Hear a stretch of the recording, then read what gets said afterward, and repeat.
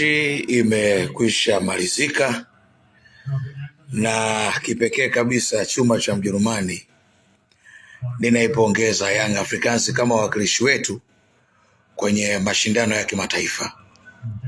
Wengi waliamini huko kuna kono la nyani, lakini mpira umefanya maamuzi yake. Young Africans ina kikosi bora.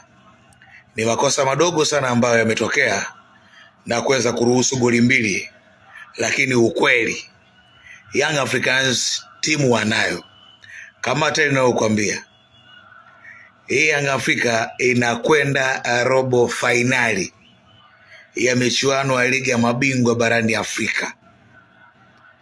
Kama Al Ahly imebadilisha mpaka uwanja kutoka Cairo Stadium kwenda mjini Alexandria kwa ajili ya Yanga, na kiwango ambacho Young Africans wamekionyesha, Yanga wana timu.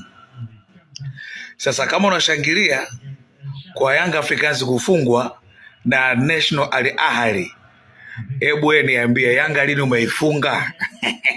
Mabi tuanzie hapo. Maana kama umegongwa na Yanga mara 6 mfululizo inabidi uwe mpole. Wako baadhi ya washabiki ambao wao furaha yao ni kuona Yanga inafungwa na timu nyingine, sio kufungwa na Simba. Yaani Yanga ikifungwa na Al Ahly, wana Simba ndo wanafurahi, lakini wao kuifunga Yanga, kuifunga Yanga hawataki kabisa. Hawataki. Kwa hiyo wacha tusubiri mechi ya Guantanamo New Amani Complex Zanzibar, tutakwenda kuona bonge moja la game.